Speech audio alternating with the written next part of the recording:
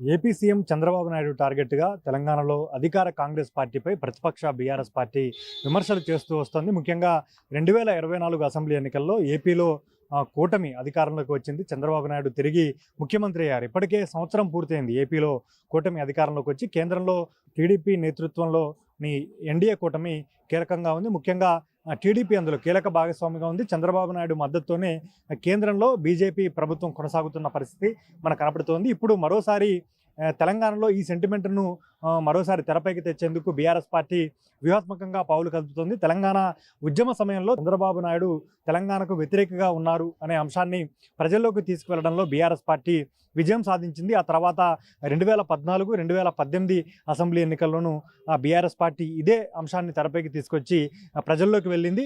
2014లో BRS party అధికారంలోకి వచ్చినప్పటికీ తెలంగాణ రాష్ట్రంలో తెలుగుదేశం పార్టీ 15 అసెంబ్లీ స్థానాలు గెలిచింది. ఆ తర్వాత జరిగినటువంటి ఎమ్మెల్సీ ఎన్నికల్లో బీఆర్ఎస్ పార్టీకి సంబంధించిన ఎమ్మెల్యేలను కొనుగోలు చేసేందుకు తెలుగుదేశం పార్టీ అధినేత చంద్రబాబు నాయుడు ప్రయత్నం చేశారు. తెలుగుదేశం ప్రభుత్వం ప్రయత్నం చేసిందంటూ బీఆర్ఎస్ పార్టీ పెద్ద ఎత్తున ఆరోపించింది. చంద్రబాబు నాయుడుపై విమర్శలు చేశారు. ముఖ్యంగా 10 ఏళ్ల పాటు హైదరాబాద్ ఉమ్మడి రాజధానిగా ఉంది కాబట్టి హైదరాబాద్లో సెక్షన్ 8 పెట్టాలంటూ అప్పటి తెలుగుదేశం ప్రభుత్వం, ఏపీలో అధికారంలో ఉన్నటువంటి తెలుగుదేశం ప్రభుత్వం చంద్రబాబు నాయుడు డిమాండ్ చేశారు. 2014 నుంచి 2019 మధ్య కాలంలో ఏపీలో చంద్రబాబు నాయుడు అధికారంలో ఉన్న సమయంలో ఇటు తెలంగాణలో బీఆర్ఎస్ అధికారంలో ఉంది.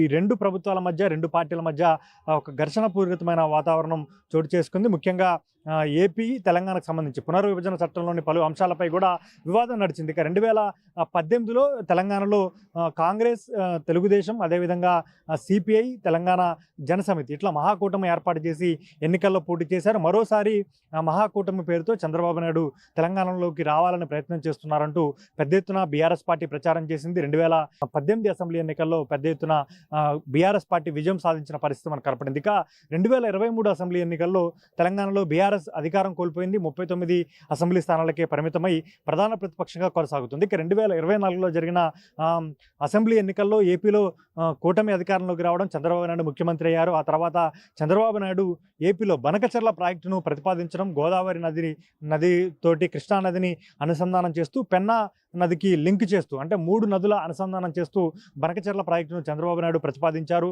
దీనిపై కేంద్ర ప్రభుత్వాన్ని కలిశారు. అనుమతులు పొందేందుకు కేంద్ర ఆర్థిక శాఖ మంత్రిని, జలశక్తి శాఖ మంత్రిని కలిసి విన్నవించారు. దీనికి సంబంధించి బీఆర్ఎస్ పార్టీ తీవ్ర అభ్యంతరం లేవనెత్తుతూ చంద్రబాబు నాయుడును ప్రధానంగా టార్గెట్ చేస్తూ కాంగ్రెస్ ప్రభుత్వంపై విమర్శలు చేస్తూ వస్తోంది. ముఖ్యంగా తెలంగాణలో సీఎంగా ఉన్నటువంటి రేవంత్ రెడ్డి గతంలో టీడీపీలో కీలకంగా పనిచేశారు. చంద్రబాబు నాయుడుకి అత్యంత సన్నిహితుడు కాబట్టి చంద్రబాబు నాయుడు ప్రయోజనాలకు అనుగుణంగా చంద్రబాబు నాయుడు చెప్పినట్లుగా రేవంత్ రెడ్డి చేస్తున్నారనేది బీఆర్ఎస్ పార్టీ చేస్తున్న ప్రధాన ఆరోపణగా మనకు కనపడుతుంది. ఇప్పుడు బనకచెర్ల ప్రాజెక్టు అంశాన్ని ప్రధానంగా ప్రస్తావిస్తూ బీఆర్ఎస్ ఇటు కాంగ్రెస్ పార్టీ పైన విమర్శలు చేయడం, అదేవిధంగా ఏపీలో అధికారంలో ఉన్నటువంటి చంద్రబాబు నాయుడుపై విమర్శలు చేస్తూ తెలంగాణ ప్రజల్లో ఒక సెంటిమెంట్ను మరోసారి రగిల్చే ప్రయత్నం అయితే బీఆర్ఎస్ పార్టీ పెద్ద ఎత్తున చేస్తోంది. ముఖ్యంగా బనకచెర్ల ప్రాజెక్టుతో 200 టీఎంసీల నీళ్లను ఏపీ ప్రభుత్వం తీసుకువెళ్లే ప్రయత్నం చేస్తుంది. ఆ తర్వాత దాని కెపాసిటీని 400 టీఎంసీలకు పెంచుతారు. ఒక్కసారి ప్రాజెక్టుకు సంబంధించి అనుమతులు లభించిన తర్వాత ప్రాజెక్టు పనులు ప్రారంభిస్తే దానికి సంబంధించిన నిధులు ఖర్చు పెడతారు కాబట్టి రైపేరియల్ రైట్స్, అంటే నదులకు సంబంధించి సహజ హక్కులు ఏపీకి లభిస్తాయి. దీనివలన గోదావరి జలాల్లో కూడా తెలంగాణ ప్రాంతానికి, తెలంగాణ రాష్ట్రానికి తీవ్ర అన్యాయం జరుగుతుందనేది బీఆర్ఎస్ పార్టీ పదే చేస్తున్న ఆరోపణగా మనకు కనపడుతోంది. ఇదే అంశంపై అటు ఏపీ ప్రభుత్వం పైన, ఏపీ సీఎం చంద్రబాబు నాయుడు పైన ఆరోపణలు చేస్తూ మరోవైపు తెలంగాణలో సీఎం రేవంత్ రెడ్డితో పాటు ఇరిగేషన్ శాఖ మంత్రి ఉత్తమ్ కుమార్ రెడ్డిపై కూడా బీఆర్ఎస్ పార్టీ నేతలు పెద్ద ఎత్తున ఆరోపణలు చేస్తున్న పరిస్థితి మనకు కనబడుతోంది. ఇక ఇదే అంశాన్ని ప్రజల్లోకి తీసుకెళ్లి మరోసారి ఏపీ ముఖ్యమంత్రి చంద్రబాబు నాయుడు కేంద్రంలో కీలకంగా ఉన్నారు కాబట్టి తెలంగాణకు వ్యతిరేకంగా పనిచేస్తున్నారనే అంశాన్ని ప్రజల్లోకి తీసుకువెళ్లే ప్రయత్నం చేస్తున్నారు. దీనిపై చంద్రబాబు నాయుడు కూడా స్పందించారు. ముఖ్యంగా గతంలో తెలంగాణలో బీఆర్ఎస్ అధికారంలో ఉన్నప్పుడు కాళేశ్వరం లాంటి ప్రాజెక్టులు నిర్మిస్తే నేను అడ్డుపడలేదు, అభ్యంతరం చెప్పలేదంటూ చంద్రబాబు నాయుడు చెప్పుకొచ్చే ప్రయత్నం చేశారు. దీనిపై బీఆర్ఎస్ పార్టీ కూడా కౌంటర్ ఇచ్చింది.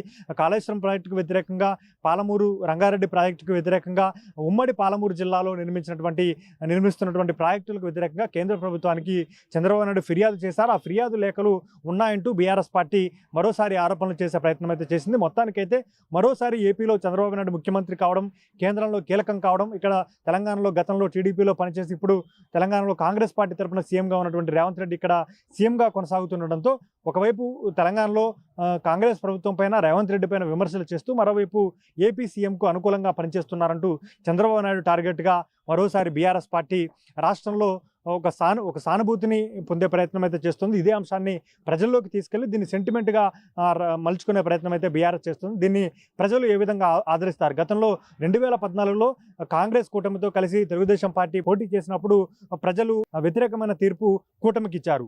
అనుకూలమైన తీర్పు బీఆర్ఎస్కి వచ్చింది. 88 అసెంబ్లీ స్థానాలతో బీఆర్ఎస్ పార్టీ అధికారంలోకి వచ్చింది. ఇప్పుడు మరోసారి చంద్రబాబు నాయుడు అస్త్రంగా బీఆర్ఎస్ పార్టీ చేస్తున్న విమర్శలు బీఆర్ఎస్ పార్టీకి లాభం చేకూరుస్తాయి. తెలంగాణ ప్రజలు బీఆర్ఎస్ పార్టీ చేస్తున్నటువంటి